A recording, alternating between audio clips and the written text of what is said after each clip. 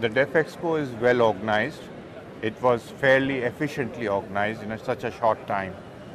But the fact that a decision could not be taken about defense exhibition 1 year in advance, who was going to handle it, whether it was CII or FICCI, left everybody in the lurch, because people have to come from abroad, they have to do their hotel bookings, which a lot of them do it 1 year before, and shows must be handled 1 year in advance so that there are firm dates.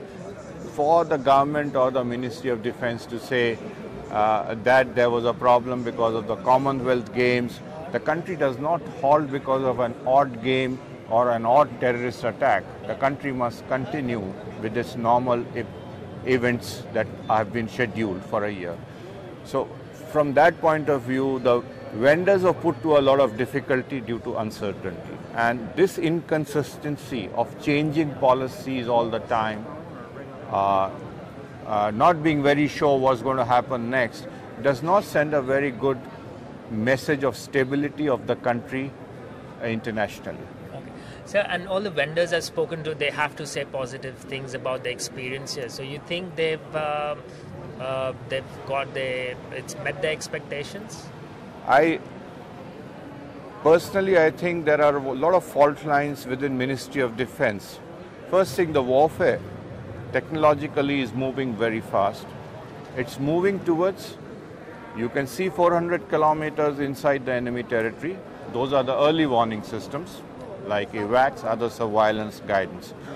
The second thing that is happening is, as you have seen in Afghanistan, the drone attack, everything is becoming pilotless. So you can not only see the enemy 400 kilometers and what he's up to, you can now, without any collateral damage, sitting in Texas on a computer, fire a drone missile in Afghanistan on target inside Pakistan. So you can also hit inside after observing what is happening. Now, compared to all this, our technology is archived, what we have is archived and ancient. And 75% of the equipment is out of date where the modernization processes are concerned. Therefore, we have to work out a strategy. And the strategy is simple, which the vendors are not telling, but they're not willing to transfer deep technologies because they're not going to gain after billions of dollars of research that has been put in. All of them, irrespective, want the foreign direct investment to move from 26% to 49%, so they become a fairly equal player.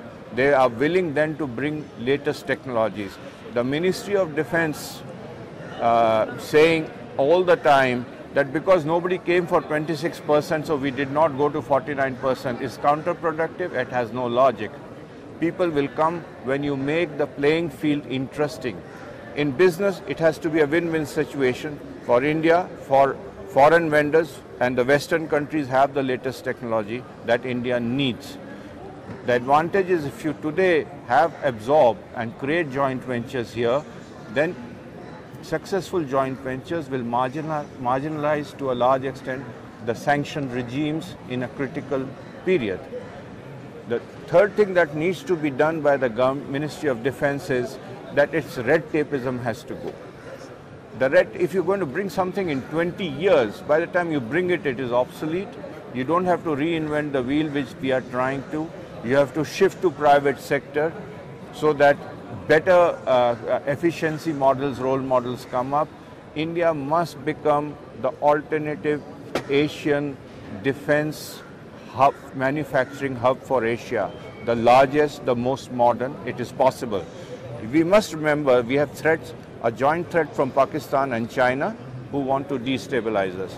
We need to outgun and outclass by supporting our military forces, which I am afraid Ministry of Defense has refused because of its red tapeism, because of its ignorance and inefficiency. It needs to integrate the military headquarters inside the Ministry of Defense